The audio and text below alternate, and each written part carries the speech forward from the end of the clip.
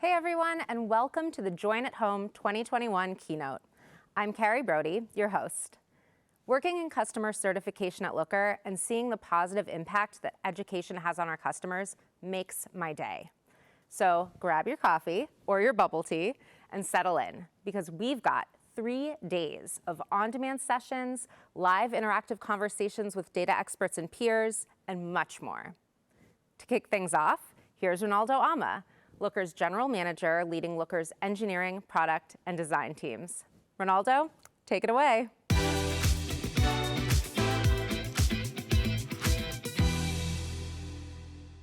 I'd like to welcome you all to Join 2021.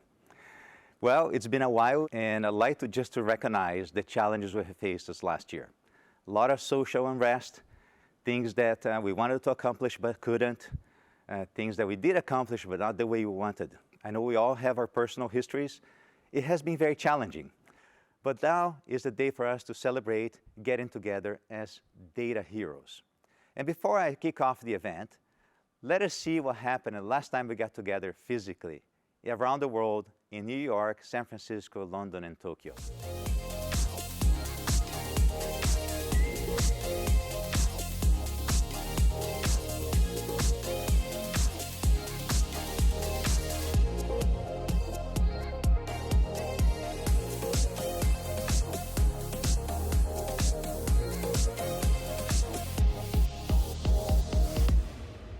Well, that was fun. I think I may have danced on a dance floor. I remember that vaguely, okay?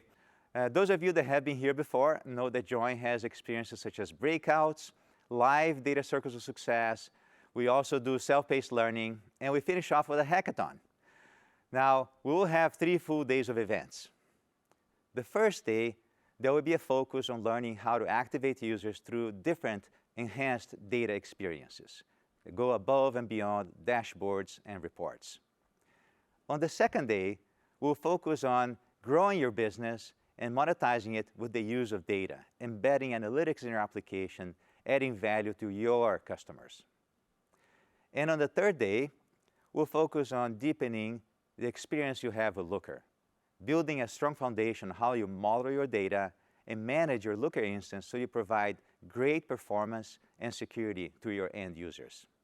But now, let me invite Dr. Charisse Berry to share with us the work that she is involved in the Trauma Center in New York State and how she uses data to enhance it.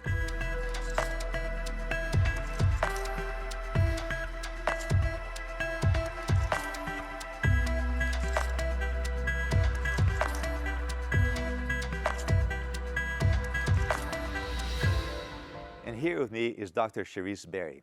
Hello, Dr. Berry. Do you mind if I call you Charisse? Oh, sure, no problem. Thank you, Charisse. You described yourself as a surgeon scientist. Can you help us understand a little bit better what exactly you do and how data impacts your work? Sure. So I am a trauma and acute care surgeon, which means I take care of patients with injuries and emergency general surgeries, as well as an intensivist. And so when I'm not clinically active, I'm working on research. That's the scientist part of it, to try and improve patient outcomes. And the importance of data and doing that is just absolutely critical to be able to see trends, to be able to see what works, what doesn't work, and what we can do to improve the system. And so we really need data to be able to do that, because data really drives change. Well, that's great. Thank you for the explanation. And what does that data tell you about the trauma care system today? What the data is showing is that we unfortunately have a very fragmented system. There is a national movement to having a national trauma system, but it first starts within the state. And so I work in New York, and unfortunately our system is very antiquated in the sense that our data is from 2014, 2015. So it's very difficult to analyze data for quality assurance and quality improvement if the data is 8 years old. And so in order for us to really know if what we're doing is resulting in good patient outcomes, we really need a way to look at current data in near real time. Oh, okay, yes, I appreciate that. And how are you using the data to improve outcomes for people? So I think it's important to look at first, your outcome data. So your mortality, if patients are surviving, how long it's taking them to get to the hospital, if patients are being appropriately triaged to trauma centers if they're injured. The Center for Disease Control has implemented what we call field triage criteria, which they developed with the American College of Surgeons Committee on Trauma. And that triage criteria tells our EMS colleagues when patients are injured critically enough that they need to be transferred to a trauma center. That will improve their outcomes. And so, they are mandated to take patients to trauma centers, but we don't have a method right now to know if that's happening. And so we really need a way to be able to evaluate that data to, number one, ensure that our patients are going to designated verified trauma centers, and whether or not there are disparities, whether it be gender disparities, racial ethnic disparities, access to trauma centers. And that's how the data is really going to help us to answer that question. Thank you, Charisse. And you mentioned disparity. Does that data give you an insight in any particular disparity that you would like to share with us? Yeah, so we actually took a look at the national EMS data, specifically in the eastern region of 12 states plus Washington, D.C. And in just looking at the national data, there is some suggestion based on that data that there are gender disparities where critically injured women are not being transported to trauma centers. We don't really see that with critically injured men. And we don't know why that is right now. We're just sort of learning that this is something that has come about and it needs further investigation. Wow, this is kind of shocking, but good to see the data has actually helped you go over that. In terms of next steps and your long-term vision, could you share with us a little bit about what you'd like to accomplish going forward? Absolutely. What I would like to accomplish is to develop a model that's not just used for trauma patients, but a model for all emergency medical services, trauma, stroke, patients with heart attacks, whereby you can analyze the data in real time to be able to answer these questions. Number one, are patients going to a trauma center when they need to go? Number two, are there disparities in patients getting to those trauma centers? If we can establish that in New York, that can be the model for the nation and potentially the model for the world. Because being able to analyze data in real time gives you the opportunity to identify where there are opportunities for improvement and correct anything that needs to be corrected sooner rather than later. And we can't really do that if we're looking at information that's not dynamic, that's static or 8 years old. Wow, that's pretty inspiring, Charisse. I'd like to thank you very much for sharing with us a little bit about what you do in a trauma center, how we're using data to make a difference to people, and how you're actually uncovering inequality and trying to figure out how to address it going forward in a more global manner. Thank you for asking. This is such important work in trying to affect change for the greater good. I think that we have an opportunity to decrease healthcare inequities, and we do that first with data. So thank you. Wow.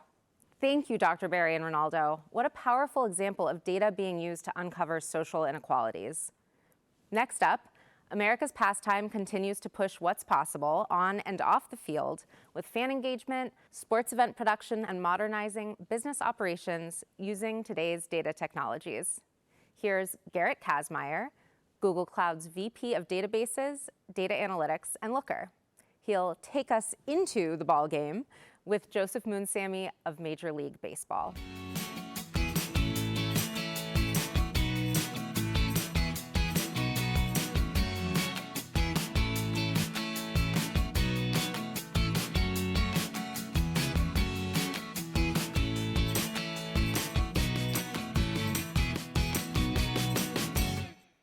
Hello everyone, I am here joined with Joseph, and Joseph is a Senior Business Intelligence Manager at MLB, and he is also a true data hero. And right now we're gonna learn more about his journey with Looker. Joseph, can you share with us more about what you do at MLB exactly and what the role of data is for MLB? Major League Baseball is the organization that oversees the 30 individual professional ball clubs that play the game of baseball. We have a rich history, and we have data just not on the field, but also outside the field, whether it be ticket sales, opening an email or social media posts, engaging through our website or the MLB.com or the club.com sites, whether it be through the MLB app or the ballpark app, as well as just watching a simple game on live online stream of MLB.tv. All these different fan data points is what my team focuses on. We focus on the fan data and how we can better inform our users on their data about fans and how we can grow the fan base with that data. And you led a really important project, right? The BI modernization. Yes. And I can imagine that you have come across many challenges that prompted you to look for a new solution. So can you talk about that for a bit? Yes, Central Baseball had this internal project, which we dubbed the Wheelhouse Project, where we wanted to share with each team their own data, their own fan data that they have for each individual, and we wanted to share it back with them. We needed to invest in a modern infrastructure and modern solution. And we needed a solution that would help not only just the club users get this data, but also have a platform where they can explore and just slap on a BI tool and dive deeper into their own data as well. And we evaluated a multitude of tools on the market, and Looker was the one that really hit all the check boxes for us. It had the semantic layer that we needed. It connected to modern data sources, whether it be BigQuery and connected with GCP infrastructure and everything. And it had our good versioning control with Git. It had simple sign-on with SAML or Okta. Our legacy BI tool did not really support any of this, and we weren't getting anywhere, so we knew we had to look for another tool. Joseph, I've learned something amazing. The MLB is a 140-year-old organization, is that right? Correct. That is awesome. And I think one thing that struck me especially is that the fans, they're always, there, right? But their experience must have changed so heavily throughout all of those years and all of these technologies. So what does change now for all of those baseball fans through data? I mean, we're trying to meet the fans there, digitally everywhere. Everybody's trying to get younger fans and grow our demographic of baseball users and everything. So we're meeting them on the social media platforms. We're constantly tweaking our site or the apps to do A/B testing, and our internal users are using Looker dashboards to drive decision making on what experience is actually the optimizing what's working and not basing it on gut assumptions and everything. So would you say that data brings me as a fan closer to baseball? Yes, data's all around us in baseball and everything. How is that happening? I mean, fans are interacting through our apps and everything, and they're watching live video game streaming through their connected devices at home, so they can watch their team as they play other teams across the sport. And what would you say were the biggest objectives that you had in order with your BI modernization initiative, and how did Looker help you get there? When we evaluated Looker, we knew we didn't want to just lift and shift our existing reporting infrastructure. We wanted to make sure that we did reporting better. We optimized it. We got it better where our stakeholders, whether it be the internal MLB folks or the club users, can have actionable insights on their data and take action. We wanted to be able to go away from the traditional numeric style reporting for like number vomit style reporting to more of a interactive dashboard where our users can explore the data and dive deeper into their own data. Now you have led this amazing transformation, and you're undeniably a Looker data hero. What would you recommend all of those other Looker data heroes out there on their journeys? I recommend that we as a data team at my company, we came out to join a couple of years ago, and we got like the perspective of where we wanted to change our data culture here at MLB, where we are driving data to be the deciding factor on decision makings, whether for the different MLB products and fan experience that the fans interact with. So I think that mindset of collaborating with our end users and making them be more invested in their data and understand their data to make that actionable insight is a key focus. They need to get buy-in from these users and to break down those barriers and to basically democratize the data for them and make it easier for them to use. It is such a fascinating story how, at MLB, data, fan experience, a data-driven culture is coming together, and how Looker has helped you along the journey. Joseph, thank you very much for sharing this story with us, and back to you. Thanks. You guys really hit it out of the park. It's super interesting to learn how MLB uses smarter data to continually modernize the game. Anyone who's interested in automation and creating more efficient workflows, this next session is for you. We're going to connect with Michelle Yarovsky of UiPath to learn about modern and automated business processes.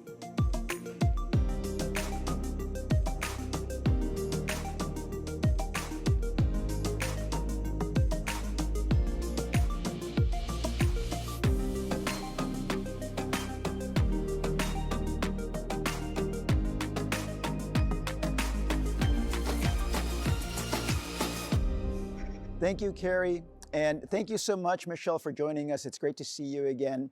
I'd like to start just by talking about UiPath for people in the audience that are not familiar with UiPath. Maybe if you can just spend a few moments talking about what UiPath does and also your role within the company. Absolutely. Thank you so much for having me. So what we do at UiPath is we essentially build a platform that helps free humans up for creative capacity. So if you think about things that you do every day that are monotonous and dreary and you wish you could just automate, that's what we help with. And so we build software that helps people free up their time so that they can focus on creative tasks and kind of be more productive in their workday instead of having to do these same repetitive tasks all day. And what I do is I lead the analytics product team.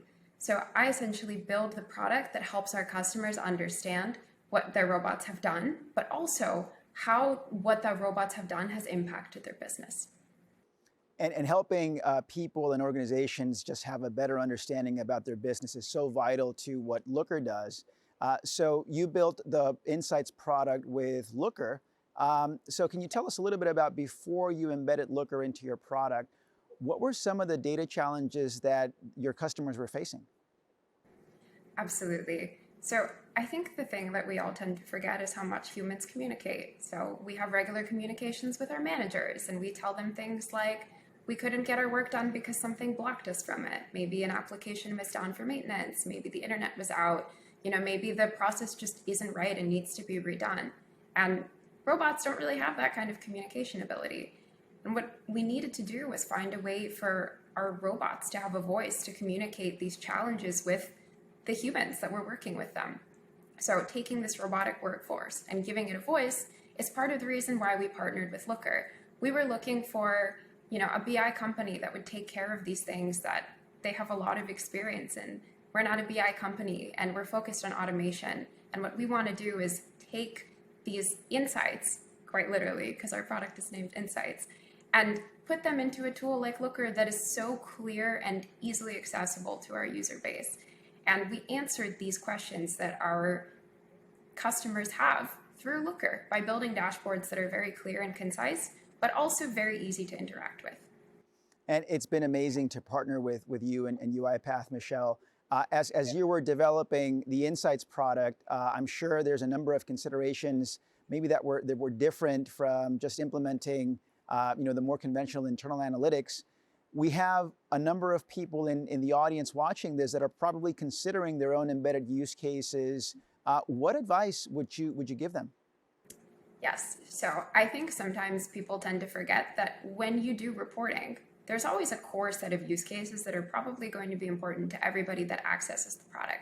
So for us, for example, there are tons of use cases that people can use UiPath for, but at the core of it, everybody wants to answer the same basic questions. For example, things like, How many times did my automations run this week? Were they successful? If they failed, why did they fail?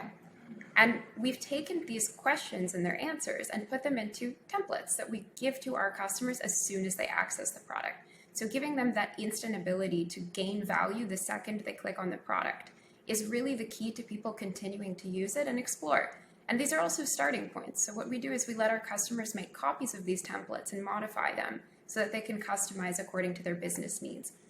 I think sometimes people tend to get very intimidated when they come to an analytics solution, especially if they have no experience in building dashboards, and they're kind of stuck as to where to get started. So that crossing that first hurdle for them and pre-providing these templates, I believe is the key way to get people engaged in the product. So that would definitely be the key advice I have. That's terrific advice, Michelle. Thank you. And talking about the Insights product and the advice that you just shared, what about some of the insights that you took personally? Can you share some of the lessons that you learned working through this project? Yes, absolutely. So I think that the biggest takeaway for me was that the people who are building the dashboards are not necessarily the same audience that understand the data model. So in our case, for example, RPA developers will tend to build the automations that run, but then maybe a customer just has a group of business analysts that are trying to build dashboards on top of those processes. And part of the challenge we had was that those business analysts don't really have much familiarity with the UiPath concepts. So it was on us to create a very clear and concise data model that these people could access when it came to finding out, measuring those business benefits that our customers were looking for. And as part of that process, we had to really take a deep dive into the data model that we exposed and think, is this useful to people? Are they going to understand what this means? Are these names something that maybe somebody who doesn't know UiPath can understand? And if not, what can we do to provide them that transparency? So coming up with that data model, coming up with the definitions for said model, and making sure that that model is applicable to anybody that accesses the platform was really the biggest lesson that I came up with, because the whole point is we want them using the product and customizing. And if they don't understand what they're clicking on or the fields available to them, they won't be able to use the product. And to your point, that data model is really so vital to promoting that self-service model for where people can work with data on their own and understand the business terms and the business definitions. So that's great to hear. Michelle, I really want to thank you for your time. And on behalf of the Looker team, again, thank you for partnering with us. And we look forward to continuing to work with you. Thank you so much. It's been an absolute pleasure. Thanks, Michelle and Pedro. Great convo. Our next guest is a global leader in online education. Shannon Monahan, who leads our customer marketing team, caught up with Ronak Shah, head of the data team at Coursera, to learn how they're using data to transform lives through the power of learning.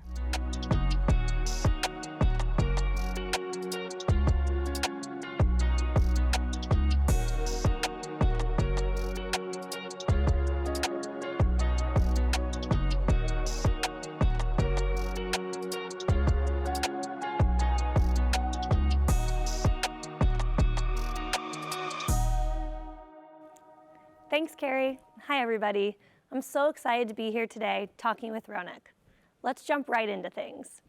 Ronak, can you tell me a little bit about your responsibilities and the role of data at Coursera? Absolutely. But before that, thanks, Shannon, for having me here. I'm a director of data engineering here at Coursera. Coursera is an online education platform, and our mission is to help anyone, anywhere in the world transform their lives through learning. Data is core to how we accomplish our mission at Coursera. We use data to identify new opportunities, reach new learners, and accelerate education. Data helps inform key decisions that benefit our learners, ranging all the way from helping them find and discover the content they need to making sure that they complete the course without losing motivation and dropping off. In other words, we're really helping drive online digital pedagogy. Since our inception in 2012, we've supported more than 85 million learners in their strive to learn, grow, and flourish, both academically and professionally. Wow, 85 million learners? That is amazing, Ronak. Tell me a little bit more. How and why has the role of data evolved at Coursera? Yeah, in today's world, with social inequality, poverty, climate change, Education is a way that people can build educated and well-informed perspectives and solutions to make the world a better place. 5 years ago, when we started, even before pre-pandemic, we were focused on solving fundamental issue, that is helping universities scale to meet the growing demand of education and not be constrained by the limited capacities of the classroom. Online education democratizes access, and no longer does the learning need to happen in the defined locations of a campus. It can take place anywhere. With growing demand for education at every single level, it's been a driving force to scale online education. Online, you can have hundreds and thousands of learners in the classroom. Data can help teaching staff scale and engage with students while providing a similar experience as in a real life. Machine learning grading, assessment, peer reviews are all the other ways how data and technology are helping scale online education. Let's talk a little bit about the last 2 years. Clearly, we've experienced huge shifts in our life, in our education. What role did data and did Coursera play in being a leader of online education? And have you identified any interesting data points or trends? Yeah, so during pandemic, almost all education went online. Schools faced the challenge to adapting to the remote world. Our focus at Coursera was very clear. How can we support educators to continue to teach online with minimal disruptions to learners? Our data science team helped build a model that would map university curriculums to the content on Coursera so that educators can continue to teach their learners with minimal disruptions. CourseMatch, as we call it, can ingest the catalogs in 100 plus languages, serving universities and learners across the world. In regard to trends, people who have never used online learning or had doubts had the opportunity to experience it firsthand. It decreased the doubts about the efficacy of online education. We had data to prove engagement and the growth in the number of learners to our university and industry partners. It's not a replacement to traditional universities, it's just a complementary. Another trend we observed was that more and more people wanted to switch their careers, particularly because of COVID. Our Gateway program helped these learners build a new path forward. In regards to demographics, women now make up 52% of new registered users on online learning platforms compared to 47% in 2019. Similarly, the women enrollment in entry-level professional certificates have gone up to 43% compared to 27% in 2019. We spoke a lot about the huge shifts in education over the past 2 years. Let's look ahead. Tell me more about the future of Coursera and online education. Yeah, great question. What we are seeing is more and more universities are partnering with online platforms like Coursera and making it as a part of their curriculum to uplevel the quality and access to education, especially in the developing world. Coursera for Campus, since its inception in 2019, has helped thousands of learners and universities across the world. The infrastructure for more global and accessible education is at hand. Education is no longer for selected few. We believe data is core to how we can make this world a better place. And education is just one way how we are making it here at Coursera. I absolutely love your mission to democratize access to education. Thank you, Ronak, for sharing with us today. It's such a privilege to work with you, to work with Coursera, and thank you for your contributions to education, and of course, helping us transform our world through data. Thanks, everybody. Thank you, Shannon, for having me here.